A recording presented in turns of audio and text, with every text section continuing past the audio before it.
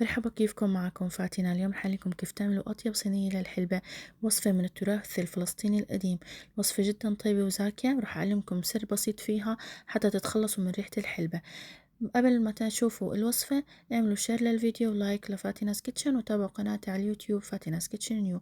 وخلينا نبلش بالوصفة بالتفاصيل المملة. أول إشي رح نجيب تقريبا 4 معالق من الحلبة اللي بتكون حب، بتجيبوها من عند العطار. بعد هيك بتحطوها على النار وبتبلشوا تحمصوها. هلأ هاي هي السر في إنكم تتخلصوا من ريحة الحلبة نهائيا. بتحمصوها لحتى شوي تكتسب اللون البني الخفيف، مش إنكم تحرقوها. اوعكم تحرقوها لأنه رح تطلع مرة كتير. بعد هيك بنضيف عليها 4 كاسات من المي وبنتركها تغلي على النار. هلأ رح نتركها تغلي تقريبا نص ساعة ل45 دقيقة حتى تتفتح عنا حبات الحلبة وتصير عنا حباتها طرية. لازم انتو تشوفوا انها صارت طرية معاكم. بعد هيك استوت عندي الحلبة ونتركها على جنب حتى تفتر عنا المي تماما وتبرد عنا الحلبة تماما. بعد هيك رح نبلش بالعجينة.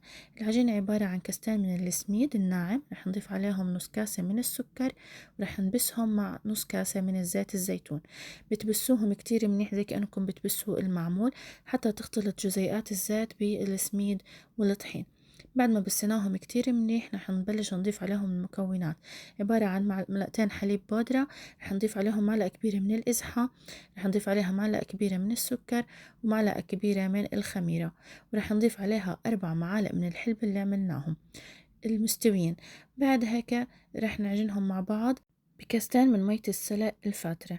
لازم تفتر عندكم المية السلق ضروري لتاعت الحلبة. بتتركوها على جنب وتخلوها تفتر شوي، بعدين بتضيفوها على العجين. بعدين بنجيب صينية بندهنها طحينية. لازم تحطوا طحينية حتى عندكم الحلبة ما تتلزق بالصينية وقت الخبز. وبعدين بنفرد العجينة كتير منيح وبنقطعها مربعات أو بتحبوها على شكل معين انتو بالطريقة اللي حابينها.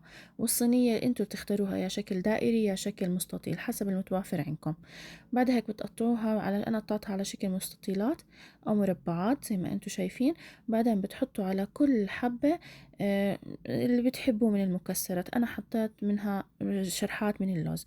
بعد هيك بدخلها على الفرن على درجة حرارة 180 تقريبا 45 دقيقة. بعدين بطلعها من الفرن، ولازم تحمروها من فوق حتى يصير لونها هذا الذهبي الخفيف الحلو. بعد هيك بتشربوها بالقطر وهي ساخنة.